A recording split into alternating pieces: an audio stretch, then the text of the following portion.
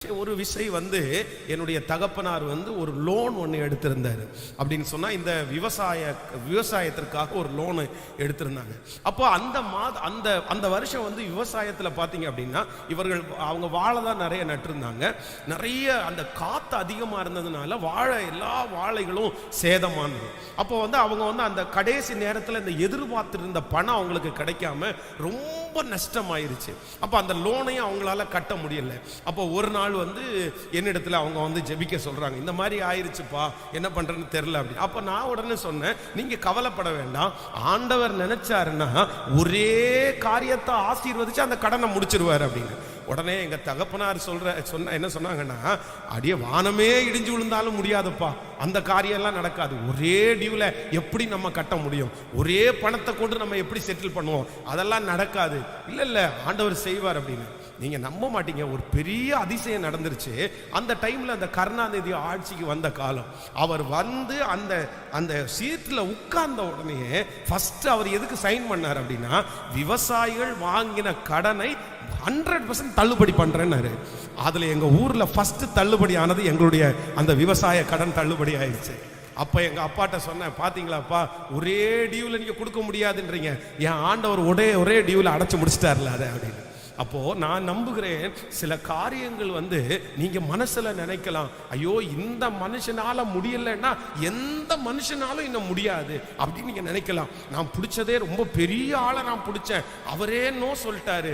இல்ல எகிப்துல நீங்கள் பார்ப்பீர்களே, ஆனால் எகிப்துல பார்வோனுடைய போஸ்டிங்கை தவிர இன்னொரு போஸ்டிங் அங்கே எழுதப்படவே இல்லை. அதற்கு முன்பாக 400 வருஷத்தினுடைய சரித்திரத்துல பார்வோன் 1, பார்வோன் 2, பார்வோன் 3 அப்படிதான் வரும். நீங்கள் பார்வோன் என்று நம்முடைய வேதத்துல வாசிக்கிறது, எல்லா பார்வோனும் ஒண்ணு கிடையாது.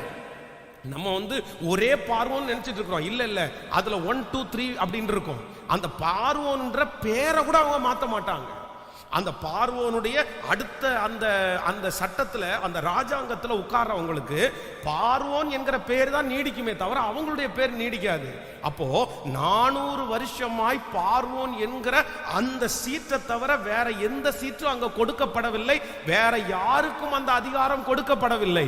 ஆனா ஆண்டவர் யோசேப்புக்கு வாக்கு கொடுத்திருந்தாரு, நான் உன்னை தலையாய் வைப்பேன், உன்னுடைய அரிக்கட்டு நிமிர்ந்திருக்கும். அவனுடைய சொப்பனத்துல பார்க்கும்போது நட்சத்திரங்கள் எல்லாம் அவனை சுற்றி அவனை வணங்கி நிற்கிறதை பார்த்தான். கர்த்தர் அந்த ஒரே ஒரு மனுஷனுக்காக பார்வோனுடைய அரண்மனையில 400 வருஷம் நடக்காத ஒரு காரியத்தை, ஒரு சீட்டை கர்த்தர் என் தேவனுடைய பிள்ளைக்காகவே ஏற்படுத்தினார். அது மனிதனுடாலே கூடாதது, மனிதனுடைய சித்தத்தினால கூடாதது. ஆனால் கரங்களை தட்டி என் தேவனாகிய கர்த்தருடைய வார்த்தை அவனுக்குள்ளே இருக்கிறதுனாலே, கர்த்தர் அவனுக்கு வாக்கு கொடுத்ததுனாலே அந்த காரியம் அப்படியே நிறைவேறிற்று. யாருமே நம்பல இப்படி ஒரு போஸ்ட், இப்படி ஒரு பதவி கொடுக்கப்படும் என்று. அதுவும் அந்நிய தேசத்தில் அடிமையாக சிறைச்சாலையிலே இருந்த ஒரு மனுஷனுக்கு கண்டிப்பாக கொடுக்கப்பட மாட்டாது. 100% கொடுக்கப்பட மாட்டாது. அங்கே இருக்கிற சிறை கைதிகள் எல்லாம் அங்கே இருக்கிற கடவுள்களுக்கு வருஷா வருஷம் நிறைய பேரை பலி கொடுக்கிறதுக்காக பயன்படுத்துவாங்க. சிறை கைதிகள் அங்கே சாகிறது அவங்களுக்கு அதான் பெரிய விஷயமே இல்லை. அதான் சுயம்பாய்களின் தலைவனை குறித்து அவன் சொப்பனம் சொல்லும் போது சொல்றான், நாளைக்கு உன்னை வெளியே கொண்டு போய் அவன் தலையை உன்னிடத்திலிருந்து எடுத்துருவாங்க. அதே போல பாத்தீங்க அப்படின்னா ஒரு ஒரு கூட்டம் வைக்கிறாங்க, அவன் தப்பு கண்டுபிடிச்சிட்டாங்க, அவங்க தலையை எடுத்துட்டாங்க. சிறை கைதிகளை பிணை கைதிகளாய் கொல்லுகிறதற்கு பெரிய சட்டம் அவங்களுக்குள்ள இருந்துச்சு. அவங்க யாரும் ராஜாங்கத்துல வரமாட்டாங்க. ஆனா எந்த மனுஷனாலையும் கூடாததை என் தேவன் யோசேப்புக்காக செய்து முடித்தார். இன்னைக்கு யாருக்காக இந்த வார்த்தையை கர்த்தர் பேசுறாருன்னு எனக்கு தெரியல. ஆனா ஆண்டவர் உங்களிடத்துல தெளிவா சொல்றாரு, மனிதனால் கூடாதவைகள் தேவனால் கூடும். என் பிள்ளைய எப்படி பாஸ்டர் மாத்த முடியும்? யார் என் பிள்ளைய மாற்றுவா? எத்தனையோ பேர் சொல்லி பார்த்தாங்க பாஸ்டர், என் பிள்ளை கேட்கல, என் வார்த்தையை கேட்கல, என் அப்பா வார்த்தையை கேட்கல, முக்கியமானவங்களுடைய வார்த்தையை கேட்கல, இனி என் பிள்ளை யாருக்கும் அடங்குவான்னு எனக்கு தெரியலன்னு ஏதோ ஒரு காரியம் உங்க மனதில் அழுத்தி கொண்டிருக்கலாம். ஆனா ஆண்டவர் வாக்கு கொடுக்கிறார், கொடுக்கிறார். இல்ல ஆண்டவருடைய பிள்ளையே, உனக்கு நிச்சயமாகவே முடிவு உண்டு, உனக்கு நிச்சயமாகவே அற்புதம் உண்டு, நிச்சயமாகவே உனக்கு செய்வேன். அது மனிதனால் கூடாதது, தேவனால் எல்லாம் கூடும். கைகளை உயர்த்தி இந்த வாக்கு தத்தத்தை ஒரு 10 விசை அறிக்கை செய்யுங்க பார்க்கலாம். சத்தமா அறிக்கை செய்யுங்க. ஓ ஹalleluya. உங்களால கூடாதது, எங்க அப்பா கையை விரிச்சிட்டாரு, எங்க அம்மா கையை விரிச்சிட்டாங்க, எங்க சொந்தக்காரங்க கையை விரிச்சிட்டாங்க, எல்லாருமே கையை விரிச்சிட்டாங்க. நான் என்ன பண்ணுவேன்னு தானே நினைச்சிட்டு வந்தீங்க. என் பிள்ளையால கூடுமா, என் மகனால கூடுமா, என் மகளால இந்த காரியத்தை செய்ய கூடுமா, என் அப்பாவால செய்ய முடியுமான்னு தானே நினைச்சிட்டு வந்தீங்க. கர்த்தராகிய ஆண்டவர் வாக்கு கொடுக்கிறார், உங்க பிள்ளையினால முடியாது, கணவனாரால முடியாது, மனைவியினால முடியாது, சொந்தக்காரங்களால முடியாது. ஆனால் என் தேவனாகிய கர்த்தரால் எல்லாம் ஆகும். அவராலே செய்ய முடியாத அதிசயமான காரியம் ஒன்றுமில்லை. அறிக்கை செய்யுங்க. ஆண்டவரே, உம்மால் எல்லாம் கூடும், தேவனால் எல்லாம் கூடும்.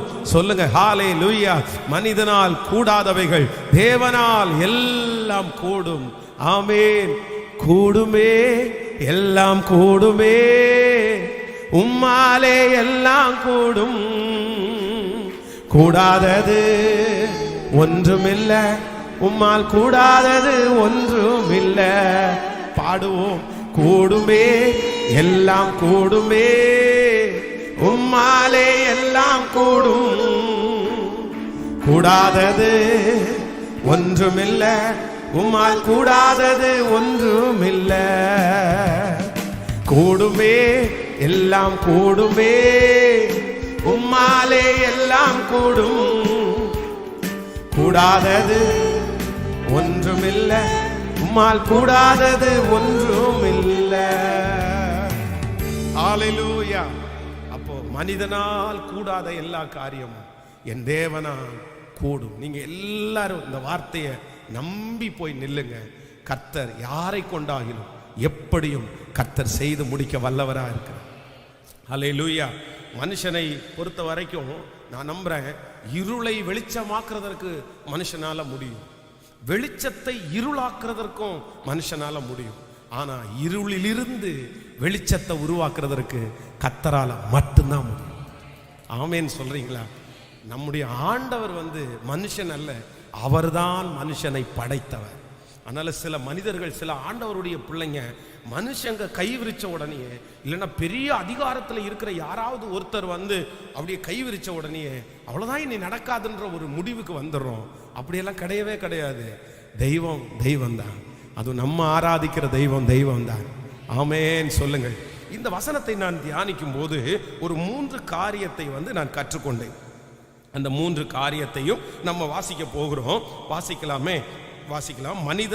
மனிதனால் கூடாதது தேவனால் கூடும். நீங்கள் ஆதியாகமம் 50ஆம் அதிகாரத்தை எடுத்துக்கொள்ளலாம். 50ஆம் அதிகாரத்தை எடுத்துக்கொள்ளுங்கள். ஆதியாகமம் 50ஆம் அதிகாரத்திலே 20வது வசனத்தை வாசிக்கலாமா? ஆதியாகமம் 50ஆம் அதிகாரத்திலே 20வது வசனத்தை எல்லாரும் சேர்ந்து வாசிக்கலாம். நீங்கள் எனக்கு தீமை செய்ய நினைத்தீர்கள், தேவனோ இப்பொழுது நடந்து வருகிறபடியே வெகு ஜனங்களை உயிரோடே காக்கும்படிக்கு அதை நன்மையாய் முடிய பண்ணினார். இன்னொரு விஷயம் கூட சேர்ந்து வாசிக்கலாம். நீங்கள் எனக்கு தேவனோ இப்பொழுது நடந்து வருகிறபடியே வெகு ஜனங்களை காக்கும்படிக்கு அதை நன்மையாய் முடிய பண்ணினார். ஆமென். கர்த்தருடைய பிள்ளைகளே, இந்த இடத்திலே முதலாவதாக நான் இதற்கு என்ன சொல்றேன் அப்படின்னா, மனிதனால் முடியாததை தேவன் முடித்து தீர்ப்பார். மனிதனால் கூடாத காரியம் தேவனால முடியும். நம்பர் 1, முதலாவதாக மனுஷனால என்ன பண்ண முடியாது அப்படின்னா, ஒரு காரியத்தை நமக்கு தீமை செய்யும் போது அந்த தீமையில ஒரு நன்மையை கொண்டு வர அவனாலே முடியாது. பொதுவாக நீங்கள் இந்த செய்வனை பண்றாங்க பாருங்க, செய்வனை இந்த மாந்திரிகம் பண்றவங்களை பார்த்தீங்க அப்படின்னு சொன்னா, கடந்த நாட்களில் நடந்த ப்ரேயரில் கூட இந்த சாட்சியை உங்களுக்கு சொல்லியிருக்கிறேன். ஒரு சகோதரிக்கு ஒரு சகோதரி மேலே பயங்கரமான ஒரு மனக்கசப்பு உண்டாகி அவங்க போய் ஒரு மந்திரவாதி இடத்துல போய் அவங்க மந்திரவாதம் பண்ணுறாங்க. பண்ணி அவங்களுக்கு வச்சதுக்கு பிறகு பார்த்தீங்க அப்படின்னா அந்த வீட்டில் இருக்கிற நபர் இவங்களுக்கு ஒரு பெரிய உதவியை செய்து இவங்க வீட்டில் இருக்கிற ஒருத்தர் உயிர் காப்பாற்றப்படுவதற்கு காரணமானாங்க. அப்போ இவங்களுக்கு மனசாட்சியில் குத்தப்பட்டுருச்சு, சரி நம்ம இவ்வளோ நன்மை அவங்க செஞ்சாங்களே, நம்ம வீட்டில் இருக்கிற உயிரையே காப்பாத்திட்டாங்க, நம்ம போய் இவர்களுக்கு விரோதமாக செய்வனை செஞ்சு வச்சுட்டோமே, அந்த செய்வனையை நம்ம எடுத்துடலாம், வேண்டாம் அவங்களுக்கு எதுவும் வரக்கூடாதுன்னு சொல்லி திரும்ப அந்த மந்திரவாதி இடத்துல போயிருக்காங்க.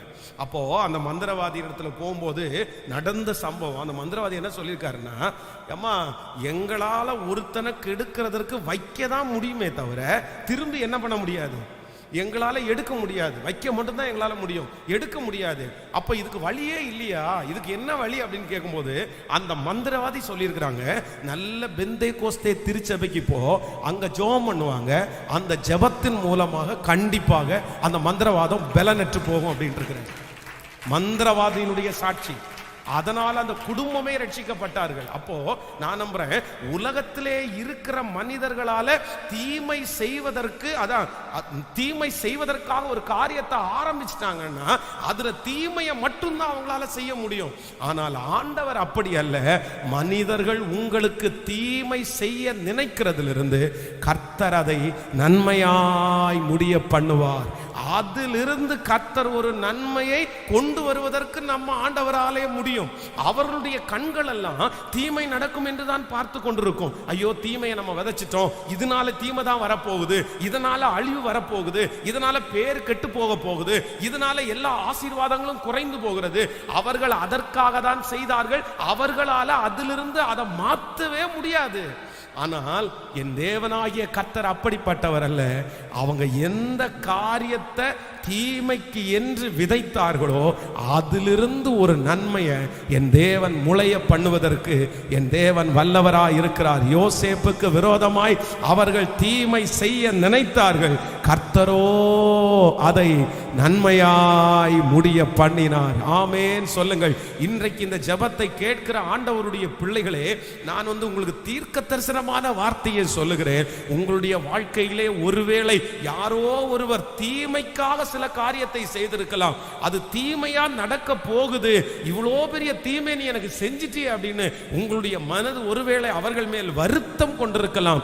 ஆனா ஆண்டவர் வாக்கு கொடுக்கிறார், இல்லவே இல்லை, அவன் தீமை செய்ய நினைத்தாலும் அதிலிருந்து ஒரு நன்மையை உங்கள் வாழ்க்கையிலே கட்டளையிடுவதற்கு என் தேவனாகிய கர்த்தராலே முடியும். அதிலே ஒரு நன்மை வரப்போகிறது. நன்றாய் கரங்களை தட்டி கர்த்தருடைய நாமத்திற்கு நன்றாய் கரங்களை தட்டி ஹல்லேலூயா. எத்தனை பேர் ஆமோதிக்கிறீர்கள்? கைகளை அசைத்து ஒரு ஹல்லேலூயா சொல்லலாம். கடந்த சில நாட்களுக்கு முன்பாக ஒரு பிரதர் ஒருத்தர் எனக்கு இந்த மைக்கு வாங்கி தரேன் அப்படின்னு சொல்லியிருந்தாங்க. வேற ஒரு பிரதர், இந்த மைக்கு நீங்கள் இந்த மைக்கை ரொம்ப நாள் யூஸ் பண்ணிட்டு இருக்கிறீங்க, இந்த மைக்கை கொஞ்சம் சேஞ்ச் பண்ணிக்கலாம், நீங்கள் இந்த மாதிரி வைக்கிற மைக்கு கூட வாங்கலாமே அப்படின்னு சொன்னாங்க.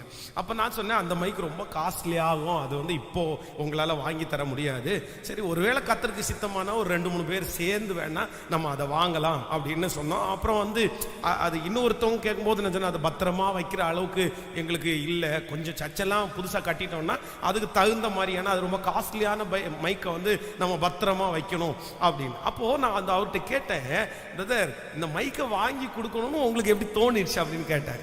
அப்போ அவர் ரொம்ப ஒரு விஷயத்த சொன்னார், எனக்கு ரொம்ப ஷாக்காக இருந்துச்சு அந்த விஷயம். உண்மையிலே நம்முடைய ஆண்டவரை மாதிரி ஒருத்தருமே இல்லை. அப்போ ஒருத்தர் என்னை ஒரு தவறான ஒரு வார்த்தை ஒருத்தர் பேசுறாரு, ஒரு யூடியூப் சேனல்ல ஒருத்தர் பேசுறாரு. அப்போ பேசிட்டு இருக்கும்போது அந்த சேனல்ல அவர் கேட்டிருக்காரு. கேட்கும்போது என்ன பேசினவர் என்ன பண்ணிருக்காருன்னா, இந்த மைக்கு எத்தனை நாளா தான் வச்சிருக்காரோ அப்படின்னு பேசியிருக்காரு. அவர் என்ன திட்டுறாரு, அவர் என்ன அந்த விஷயத்துல திட்டுறாரு, என்ன வித்தியாசமா பேசுறாரு, என்ன குறை சொல்றாரு, என்ன ரொம்ப கடிந்து கொண்டு பேசுறாரு. ஆனா அந்த இடையில அதுல எல்லாத்துலயும் என்ன இருக்குன்னு இந்த மைக் இருக்குது. அது போட்டோவில் எல்லாத்துலயும் இந்த மைக் இருக்குன்னு வைங்களேன், எல்லாத்துலயும் எல்லா போட்டோல இந்த மைக் இருக்குது.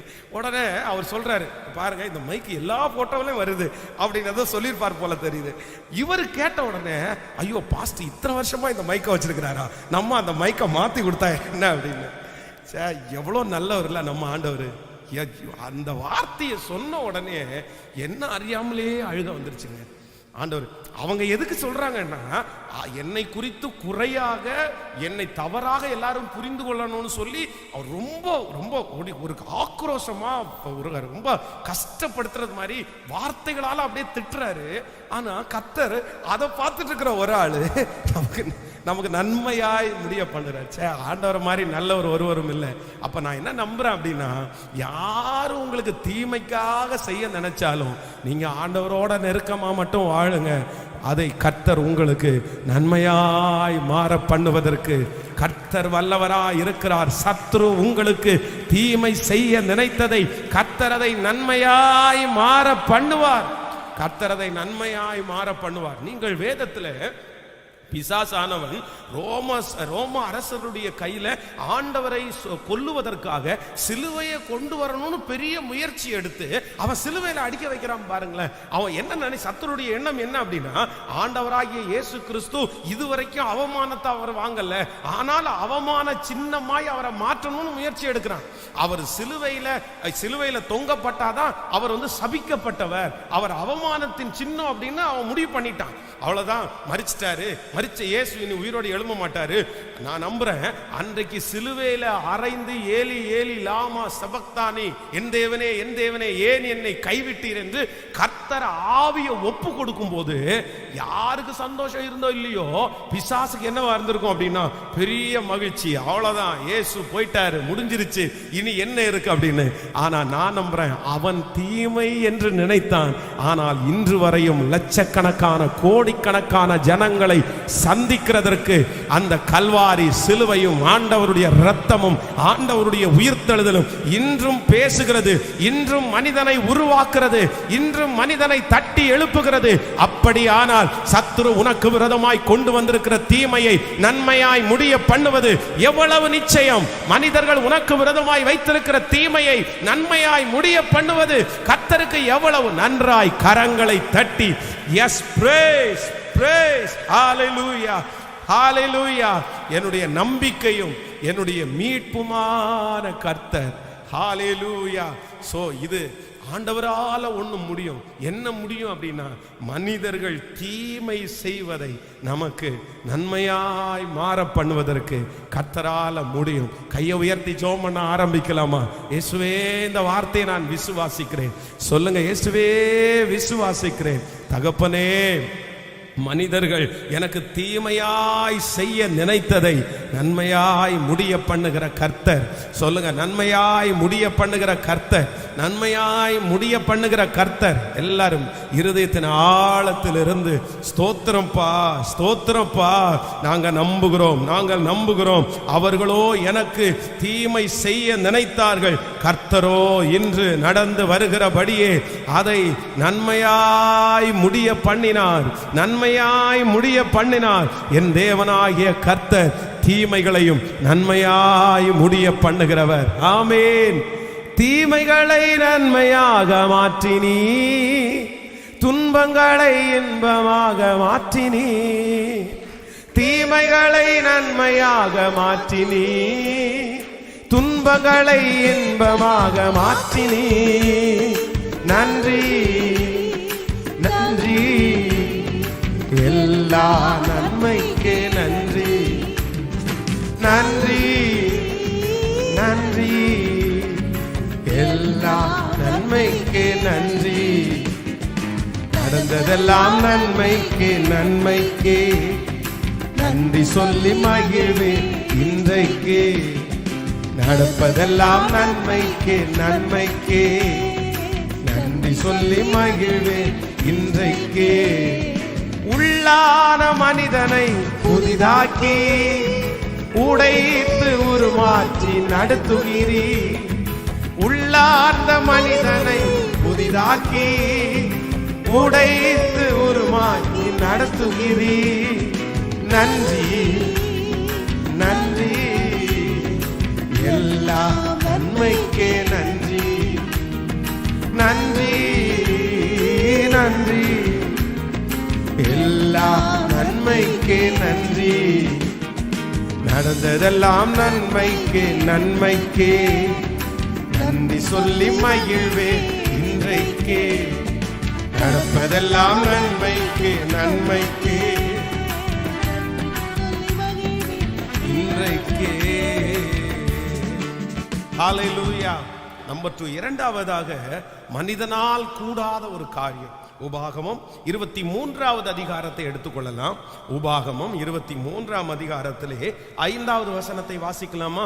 23ஆம் அதிகாரம் 5வது வசனத்தை வாசிக்கலாம். உன் தேவனாகிய கர்த்தர் பிலேயாமுக்கு செவி கொடுக்க சித்தமில்லாமல், உன் தேவனாகிய கர்த்தர் உன்மேல் அன்பு கூர்ந்தபடினால் உன் தேவனாகிய கர்த்தர் அந்த சாபத்தை உனக்கு ஆசீர்வாதமாய் மாற பண்ணினார். இன்னொரு விஷயம் கூட வாசிக்கலாமே. நீங்கள் 4வது வசனத்திலிருந்து வாசிக்கலாம். உபாகமம் 23ஆம் அதிகாரம் 4வது 5வது வசனம். நீங்கள் எகிப்திலிருந்து புறப்பட்டு வருகிற வழியிலே அவர்கள் அப்பத்தை தொடும் தண்ணீரோடும் உங்களுக்கு எதிர்கொண்டு வராத நிமித்தமும் உங்களை சபிக்கும்படியாய் மெசபத்தோமியாவின் ஊரானாகிய பேத்தேரில் இருந்த பேயோரின் குமாரன் பிலேயாமுக்கு கூலி பேசி அவனை அழைப்பித்தது நிமித்தம் இப்படி செய்ய வேண்டும். 5வது வசனத்தை வாசிக்கலாம். உன் தேவனாகிய கர்த்தர் பிலேயாமுக்கு செவி கொடுக்க சித்தம் இல்லாமல் உன் தேவனாகிய கர்த்தர் உன்மேல் அன்பு கூர்ந்தபடினால் உன் தேவனாகிய கர்த்தர் அந்த சாபத்தை உனக்கு ஆசீர்வாதமாய் மாற பண்ணினார். ஆமேன் சொல்லுங்கள். இஸ்ரவேல் ஜனங்களுக்கு விரோதமாக அவர்களை எப்படியாவது அழிக்க வேண்டும் என்று அந்த ராஜா தீர்மானம் எடுக்கிறார். அப்போ பல முயற்சியை எடுக்கிறார். எல்லா முயற்சியும் ஒன்றும் இல்லாம வாய்க்காம போகுது. கடைசியில் என்ன நினைக்கிறார்னா, பிலேயாம் என்கிற ஒரு மனுஷன், அது தேவனுடைய மனுஷன் தான், அவனுடைய வாயிலிருந்து ஏதாவது ஒரு வார்த்தை வந்துச்சுன்னா அது அப்படியே நடந்துடும். அவன் சபிச்சா அது சாபமாகும், அது அவன் ஆசீர்வதிச்சா அது ஆசீர்வாதமாகும். அவ்வளவுதான். அவனால போட்டு திரும்பி அதை எடுக்க முடியாது. அப்படிப்பட்ட ஒரு சூழ்நிலை. அப்போ அந்த மனுஷனை, அந்த பிலேயாமை கொண்டு இஸ்ரவேல் ஜனங்களை சபிக்கணும்னு அவன் முடிவு பண்ணிட்டான் பாருங்களேன். அப்ப அவரை கொண்டு எல்லாத்தையும் பேசி அவருக்கு நிறைய ஆசீர்வாதத்தை கொடுத்து, அவரும் அப்படி அந்த பிலேயாமும் அதுக்கு தகுந்த மாதிரி ரெடி ஆயிட்டான் பாருங்களேன். அவ்வளவுதான். நம்ம இந்த ஜனங்களை நம்ம சபிக்க போறோம், வாயில இந்த வார்த்தையை நம்ம பேசணும், இப்படி எல்லாம் சபிக்கணும்னு மனசுல பெரிய பிளான் ஒன்று பண்ணிட்டான். ஆனால் வேதம் சொல்லுகிறது, அவனுடைய வாயை திறந்து அவன் சபிக்கிறதற்காக ஆரம்பிக்கும் போது என் தேவனாகிய கர்த்தர் அந்த சாபத்தை அவனுக்கு ஆசீர்வாதமாய் மாற பண்ணினார். இஸ்ரவேல் ஜனங்களுக்கு அதை ஆசீர்வாதமாய் மாற பண்ணினார். நான் நம்புறேன், இந்த உலகத்திலே இருக்கிற மனிதனால 2வது பண்ண முடியாத ஒண்ணு என்ன அப்படின்னா, சாபத்தை எடுக்க முடியாது அவர்களால். வேற என்ன வேணாலும் அவங்களால பண்ணலாம், ஆனா சாபத்தை எடுக்க முடியாது. இந்த ஜெபத்துல இருக்கிற யாராவது ஒருத்தருடைய வாழ்க்கையில உங்களை சாபம் பின்தொடர்ந்து கொண்டே இருக்கலாம். முன்னோர்களுடைய சாபம், அம்மா அப்பாவுடைய சாபம் அவர்களால எடுக்கவே முடியல. இந்த சாபம் என்கிறது ஏதோ ஒரு தவறினாலே, ஏதோ ஒரு மீறுதல்களினாலே அந்த சாபம் அவங்களுக்கு வந்துருது. அவ்வளவுதான். அந்த சாபங்கள் 10 தலைமுறை 15 தலைமுறைகள் வரைக்கும் சில நேரங்களிலே அது கண்டினியூவா போயிட்டே இருக்கும். ஆனா நான் நம்புறேன், அந்த சாபத்தை மேற்கொள்வதற்கு, முறியடிப்பதற்கு ஒருவரால முடியும். ஆண்டவராகிய இயேசு கிறிஸ்து உங்க தலை மேல இருக்கிற சாபம், உங்க குடும்பத்தின் மேல இருக்கிற சாபத்தை கர்த்தர் ஆசீர்வாதமாய் முடிய பண்ணிடுவார். ஒருவேளை இங்கே வந்திருக்கிற தகப்பன் தாய் ஒருவேளை வருத்தப்படலாம், பாஸ்டர் என் பிள்ளைக்காக அதுதான் நான் ஜெபம் பண்றேன், நான் அந்த சாபத்தை பார்த்தவன், நான் அந்த சாபத்தை நேரடியா அனுபவிச்சவன், அது என் பிள்ளைக்கு வரக்கூடாது, என் மகளுக்கு வரக்கூடாது, மகனுக்கு வரக்கூடாது, அதற்காக தான் நான் ரொம்ப பிரயாசம் எடுக்கிறேன், அதற்காக தான் நான் அழுறேன், உபவாசம் இருக்கிறேன், ஆனா என்னால கண்ட்ரோல் பண்ண முடியல, என் பிள்ளைக்கும் அது வந்து விடுமோன்னு பயமா இருக்குது, என் வம்சத்துக்கும் அது வந்து விடுமோன்னு பயமா இருக்குது. ஆனால் கர்த்தராகிய ஆண்டவர் இன்றைக்கு அப்படிப்பட்ட தாய், தகப்பன், சகோதரன், சகோதரியை பார்த்து கர்த்தர் வாக்கு கொடுக்கிறார். இல்லை, உங்கள் தலையின் மேல இருக்கிற சாபத்தை கர்த்தர் ஆசீர்வாதமாய் மாற பண்ணினார். என் தேவனாகிய கர்த்தராலே முடியும். அது யாராலும் முடியாததா இருந்தாலும் என் தேவனாகிய கர்த்தரால் முடியும். அந்த சாபத்தை கர்த்தர் ஆசீர்வாதமாய் இப்பொழுது கரங்களை தட்டும் போது அந்த சாப வியாதி மறைகிறது, அந்த சாப கடன் பாரம் மறைகிறது, அந்த சாப குடி பழக்கம் மாறுகிறது, அந்த பாவம் மாறுகிறது, அந்த சாபத்தினால் உண்டாகிற பொத்தலான பை மாறுகிறது, அந்த சாபத்தினால் உண்டான ஹல்லேலூயா மலட்டு தன்மை இயேசுவின் நாமத்தில் மாறுகிறது, அந்த சாபத்தினால் உண்டான திருமண தடை இப்பொழுது மாறுகிறது, அந்த சாபத்தினால் உண்டான அந்த வியாதி இப்பொழுது மாறுகிறது, அந்த சமாதான குறைவு மாறுகிறது. ஹல்லேலூயா. அது மனிதனால் கூடாதது, ஆனால் என் தேவனாகிய கர்த்தர் அந்த சாபத்தை நமக்கு கரங்களை தட்டும் போதே அந்த மகிமை வெளிப்படட்டும். ஜெபிங்க ஜெபிங்க ஜெபிங்க. ஸ்தோத்திரம் ஸ்தோத்திரம் ஸ்தோத்திரம். பரலோக தேவனே, இப்பொழுது அக்கினி திருச்சபையின் மேல அக்கினி, ஆன்லைன்ல இந்த ஜெபத்தை கேட்கிற ஒவ்வொரு பிள்ளைகள் மேல தேவ அக்கினி, அந்த சாபத்தை முறிக்கிறேன், அந்த வியாதி என்கிற சாபத்தை முறிக்கிறேன் இயேசுவே. அது எங்க முன்னோர்களால முடியாது, ஆனால் உங்களால முடியும். அந்த சாபத்தை விடுதலையாக்க உங்களால முடியும். மனிதனால் கூடாதவைகள் தேவனால் கூடும், தேவனால கூடும். ஆமென் சொல்லுங்கள். சோ நம்பர் 1, முதலாவதாக மனிதனால் கூடாதது என்ன அப்படின்னா, தீமைக்காக ஒன்றை அவர்கள் செய்தால் அதற்கு பிறகு அதை நன்மையாய் அவர்களால் மாற்ற முடியல. ஆனா அவர்கள் தீமை செய்ததை கர்த்தர் நன்மையாய் மாற பண்ணுவார். நம்பர் 2, இரண்டாவதாக மனிதனால் முடியாதது என்னன்னா, சாபத்தை உடைக்கிற வல்லமை மனிதர்களுக்கு இல்லை. அவர்கள் அறிக்கை செய்வார்கள், ஆனா ஆண்டவர் என்ன பண்ணுவாருன்னா சாபத்தை ஆசீர்வாதமாய் மாற பண்ணுவார். அது யாரால முடியும் அப்படின்னா தேவனாலே முடியும். நீங்கள் ரூத்தின் புஸ்தகத்தில் எடுத்து வாசிப்பீர்களே, ஆனால் மோவாபிய ஸ்திரீ தான் இந்த ரூத்து. 1ஆம் அதிகாரம் 4வது வசனத்தை நீங்கள் வாசிக்கும் போது வேதம் சொல்கிறது, அவங்க யாராம்? 1ஆம் அதிகாரம் 4வது வசனத்தை வாசிக்கலாமா? 1ஆம் அதிகாரம் 4வது வசனம், இவர்கள் மோவாபியரில் பெண் கொண்டார்கள், அவர்களில் ஒருத்தி பேர் ஓர்வாள், மற்றவர் பேர் ரூத்து. அப்போ இந்த 2 பசங்களும் எங்க பெண் எடுத்திருக்காங்கன்னா மோவாபிய ஸ்திரீகளிலே அவர்கள் பெண் எடுத்தார்கள். இன்னொரு வசனத்தை வாசிக்கலாம். உபாகமம் 23ஆம் அதிகாரத்தை எடுத்துக்கொள்ளலாமா? உபாகமம் 23ஆம் அதிகாரத்திலே 3வது வசனத்தை வாசிக்கும் போது 3வது வசனம், அம்மோனியரும் மோவாபியரும் கர்த்தருடைய சபைக்கு உட்படல் ஆகாது, 10ஆம் தலைமுறையிலையும் என்றென்றைக்கும் அவர்கள் கர்த்தருடைய சபைக்கு உட்படலாகாது. நல்லா கவனிங்க, மோவாபியரும் அம்மோனியரும். அப்போ இந்த நகோமி தன்னுடைய பிள்ளைங்க 2 பேருக்கும் எங்க கல்யாணம் பண்றாங்க? மோவாப் தேசத்துல கல்யாணம் பண்றாங்க. ஆனா இந்த மோவாபியர் எத்தனை தலைமுறை வரைக்கும் உள்ள வர முடியாதாமா? 10 தலைமுறை வரைக்கும் உள்ள வர முடியாத அளவுக்கு தலை மேல சாபம் இருக்குது. ஆனா இப்ப மோவாபிய ஸ்திரீலிருந்து ரூத் அப்படின்றவங்க எங்க வர்றாங்க? இப்போ பெத்லெஹேமுக்கு வர்றாங்க. பாருங்களேன், அந்த சாபத்துல இருந்து அவங்க வர்றாங்க. பெத்லெஹேம் ரூத்தின் புஸ்தகம் 4ஆம் அதிகாரத்தை எடுத்துக்கொள்ளுங்கள். 4ஆம் அதிகாரம் 11வது வசனத்தை வாசிக்கலாமா? 11, அப்பொழுது ஒலிமுக வாசலில் இருக்கிற சகல ஜனங்களும் மூப்பெருமானவர்கள் அவனை நோக்கி, நாங்கள் சாட்சிதான், உன் வீட்டிலே வருகிற மனைவியை கர்த்தர் இஸ்ரவேலின் வீட்டை கட்டுவித்த 2 பேராகிய ராகேலை போலவும் லேயாளை போலவும் வாழ்ந்திருக்க செய்வாராக. நீ எப்ராத்தாவிலே பாக்கியவானாயிருந்து பெத்லெஹேமிலே புகழ் பெற்று இருக்க கடவாய். ஆமென் சொல்லுங்க. அப்போ ரூத் மேல 10 தலைமுறை வரைக்கும் சாபம் இருந்துச்சு. அவங்கள 10 தலைமுறை வரைக்கும் அவங்க உள்ள ஆசீர்வாதத்துக்குள்ள வரவே முடியாது. ஆனா என் தேவனாகிய கர்த்தரை உறுதியாய் பற்றி பிடித்து, உன் தேவன் என் தேவன், நீர் தங்கும் இடத்தில் நான் தங்குவேன், அங்கதான் வருவேன், மரணமே அல்லாமல் வேறு ஒன்றும் உன்னை விட்டு என்னை பிரிக்க மாட்டாது அப்படின்னு ஒரு நிச்சயம். அப்படின்னா ரூத் நகோமியினுடைய பரிசுத்த வாழ்க்கை, நகோமி சொன்ன கர்த்தர், நகோமியினுடைய ஆண்டவர், இதெல்லாம் ரூத் அப்படியே தன்னுடைய இருதயத்தில் ஏத்துக்கிட்டு, இந்த மாதிரி ஒரு கடவுள், இந்த மாதிரி ஒரு தேவனை நான் ஆராதிக்கணும், நான் உங்க பின்னாடி வர்றேன், கண்டிப்பா உங்க கூட தான் வாழ்வேன், எனக்கு கஷ்டமா இருந்தா கூட பரவாயில்ல, உங்க கேரக்டர் எனக்கு பிடிச்சிருக்கு, உங்களுடைய அணுகுமுறை எனக்கு பிடிச்சிருக்குது, உங்களுடைய கர்த்தர் எனக்கு பிடிச்சிருக்கிறாரு அப்படின்னு ஆண்டவரை ஏற்றுக்கொண்டு வந்த அந்த ஒரே ஒரு காரணத்திற்காக நான் நம்புகிறேன், ரூத்தினுடைய தலையின் மேல் இருந்த 10 தலைமுறையினுடைய சாபம் ஆசீர்வாதமாய் மாறினது.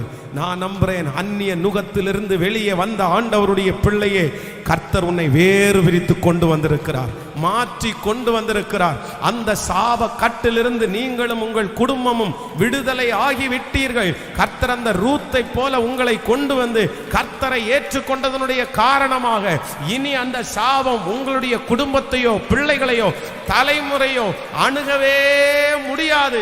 சாபத்தை நமக்கு ஆசீர்வாதமாக கைகளை தட்டும் போது விக்கிரகத்தினுடைய அந்த அதிகாரங்கள் செயலிழந்து போவதாக. ஹல்லேலூயா, ஹல்லேலூயா. குடும்பத்திலே இருக்கிற அந்த சக்திகள், சாப கட்டுகள் உன்னை தொடராதபடி தேவனுடைய அனுக்கிரகம், தேவனுடைய மகிமை உங்களுடைய குடும்பங்களை உங்களை சுற்றி பிரகாசிப்பதாக, இயேசுவின் நாமத்தில் பிரகாசிப்பதாக. ஹல்லேலூயா. மனிதனால் கூடாதவைகள் என் தேவனால் கூடும், என் தேவனால் கூடும். ஆமென் சொல்லுங்க. மூன்றாவது ஒரு காரியத்தை வேகமாக உங்களுக்கு வாசித்து நான் ஜெபித்து முடிக்கிறதற்கு ஆசைப்படுகிறேன். எடுத்துக்கொள்ளலாம். நம்ம ஒரு வசனத்தை வாசிக்கலாம். லூக்கா எழுதின சுவிசேஷம் 18ஆம் அதிகாரத்தை எடுத்துக்கொள்ளலாமா? லூக்கா எழுதின சுவிசேஷம் 18ஆம் அதிகாரத்திலே 13வது வசனத்தை நம்ம வாசிக்க போகிறோம். 18ஆம் அதிகாரம் 13வது வசனம். ஆயக்காரன் தூரத்திலே நின்று தன் கண்களையும் வானத்திற்கு ஏறெடுக்க துணியாமல் தன் மார்பிலே அடித்து கொண்டு, தேவனே, ஆவியாகிய என் மேல் கிருபையாயிரும் என்றான். அவன் அல்ல, இவனே நீதிமானாக்கப்பட்டவனாய் கடந்து போனான். ஆமென் சொல்லுங்கள்.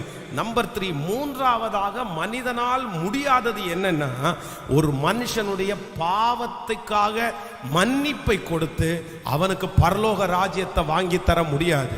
ஆமென் சொல்லுங்கள்.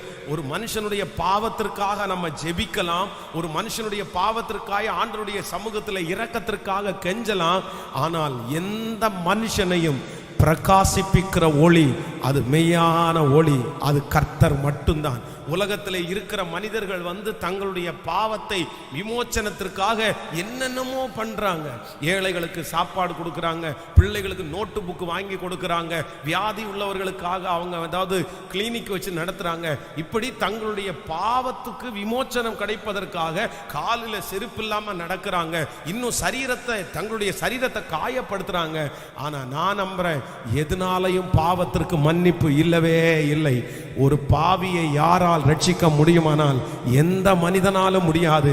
கர்த்தராகிய இயேசு கிறிஸ்துவினுடைய இரத்தம் சகல பாவங்களையும் நீக்கி நம்மை சுத்திகரிக்கும். நான் நம்புகிறேன், உங்களுடைய குடும்பத்திலே, உங்களுடைய வீட்டிலே யாரெல்லாம் மனிதர்களால் மாற்ற முடியாத பாவிகளாய் இருக்கிறார்களோ, அந்த பாவிகளை என் தேவனாகிய கர்த்தருடைய இரத்தம் மாற்றும், அவருடைய தொடுதல் மாற்றும். ஹல்லேலூயா. அது மனிதனால் கூடாது, அது உங்களால் முடியாது. ஆனால் கர்த்தர் சொல்லுகிறார், என்னால் முடியும். எந்த மனுஷனையும் பிரகாசிப்பிக்கிற மெய்யான ஒளி, பாவியை நீதிமானாய் மாற்றுகிறவர் ஒரே ஒருத்தர், கர்த்தர் ஒருவர் மட்டுமே. ஹல்லேலூயா.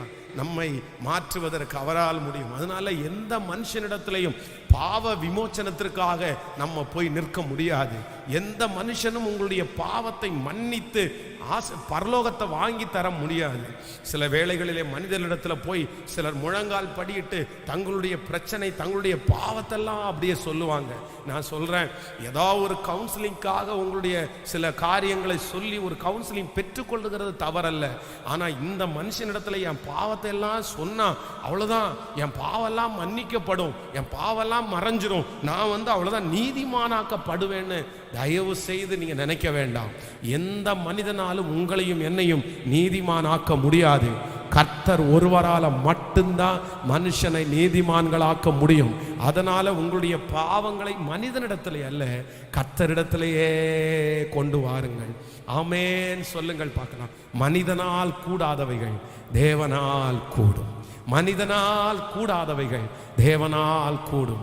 நான் உங்களை ஜெபத்தோடு அனுப்புகிறேன். நீங்கள் கடந்து போய் சொல்லுங்கள், மனிதனால் முடியாதது என் தேவனால், மனிதனுடைய சிந்தனைக்கு முடியாதது கர்த்தரால முடியும். நீங்க நம்புகிற எந்த மனுஷனாலும் முடியாததையும் என் தேவன் அதை செய்து முடிக்க வல்லவராய் இருக்கிறார். சொல்லிட்டே அப்படியே எழுமலாமா? ஸ்தோத்திரம். ஆன்லைன்ல கேட்கிறவர்கள் கூட சொல்லிக்கொண்டே அந்த வார்த்தையை சொல்லிக்கொண்டே எழும்பி நில்லுங்கள். என் தேவனால் எல்லாம் கூடும், மனிதனால் கூடாதவைகள். ஹல்லேலூயா. பாஸ்டர், இந்த வார்த்தை இன்றைக்கு எனக்காகவே வருகிறது பாஸ்டர். நான் தான் அந்த காரியத்தை நினைச்சிட்டு வந்தேன். ஒரு இடத்துல போய் என்னுடைய காரியத்தெல்லாம் நான் செலுத்தினேன். ஆனா அந்த மனுஷர்கள் முடியாது அப்படின்னு சொல்லிட்டாங்க. அந்த மனுஷனை விட்டா வேற ஒரு மனுஷனும் அதை செய்ய முடியாது. இல்லைன்னா அந்த மனுஷன் போய் சிக்கிட்டான் பாஸ்டர். அந்த மனுஷன் அந்த இடத்துல இல்லை. அந்த மனுஷன் கையில நிறைய பணத்தை நான் கொடுத்துட்டேன். என்னமோ ஏதோ ஒரு காரியம், ஒரு மனுஷன், அந்த மனுஷனால தான் அது முடியும். ஆனா அந்த மனுஷனாலேயே முடியாதுன்றது மாதிரி சொல்லிட்டாங்க அப்படின்ற காரியத்துல வந்திருக்கலாம். ஆண்டவர் உங்களுக்காகவே பேசுகிறார். இல்லை, ஹல்லேலூயா. அந்த வக்கீலால் முடியாதது, அந்த அதிகாரியால் முடியாதது, அந்த போதகரால் முடியாதது, அந்த மனுஷனால முடியாதது, அந்த டாக்டரால முடியாதது என் கர்த்தரால முடியும். மனிதனால் கூடாதவைகள் தேவனால் கூடும். கையை எல்லாரும் உயர்த்தி, எல்லாரும் உயர்த்தி, என்னை காண்பவர், என்னை காப்பவர், என்னை ஆராய்ந்து அறிந்திருக்கிறவர், ஹல்லேலூயா, நீர் ஒருவர் மட்டும்தான் ஆண்டவரே. ஸ்தோத்திரம், ஸ்தோத்திரம், ஸ்தோத்திரம். அறிக்கை செய்யுங்க சிஸ்டர், பிரதர், அறிக்கை செய்யுங்க. ஒரு சத்தத்தை உயர்த்தி அறிக்கை செய்யுங்க. ஆண்டவரே, மனிதனால் கூடாதவைகள் என் தேவனால கூடும். சொல்லுங்க, சொல்லுங்க. அறிக்கை செய்ய, அறிக்கை செய்ய, அது அப்படியே நடக்கிறது. ஹல்லேலூயா.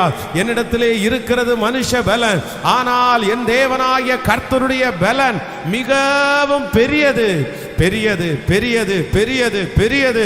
ஸ்தோத்திரம், ஸ்தோத்திரம், ஸ்தோத்திரம், ஸ்தோத்திரம், ஸ்தோத்திரம். ஹல்லேலூயா. அறிக்கை செய்யுங்க. இயேசுவே, மனிதனால் கூடாதது இப்பொழுது மருத்துவமனையிலே இருக்கிற அந்த பிள்ளை எழும்பட்டும் ஆண்டவரே.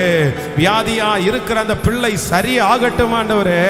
இப்பொழுது ஆண்டவரே, திருப்பி அனுப்பப்பட்ட அந்த கடிதம், திருப்பி அனுப்பப்பட்ட அந்த ஃபைல் எடுக்கப்படுவதாக, திரும்ப எடுக்கப்படுவதாக, அந்த பிசினஸ் எடுக்கப்படுவதாக, அந்த வாழ்க்கை கட்டப்படுவதாக. எத்தனையோ பேர் பெண் பார்த்தோம், எத்தனையோ பேர் மாப்பிள்ளை பார்த்தோம், அந்த திருமணம் தடையா இருக்கிறது. இந்த இடத்துல கொடுத்தா, இந்த இடத்துல கொடுத்தா நடக்கும்னு சொல்லி எங்க பிள்ளைங்க எவ்வளவு அலைஞ்சாங்க. ஆனா இப்பொழுது சரியாகலையே. இயேசு கிறிஸ்துவின் நாமத்தினால இப்பொழுது ஜெபிக்கிறேன். மனிதனால் கூடாதவைகள் என் தேவனால கூடும். இப்பொழுது இந்த ஜெபம் முடியும் போது அந்த அனுக்கிரக வருஷம், அந்த அனுக்கிரக காலம், ஹல்லேலூயா. எத்தனை மருத்துவமனைக்கு போய் அப்பா அந்த சுகம் பெறலையே, அந்த கர்ப்பம் திறக்கலையே.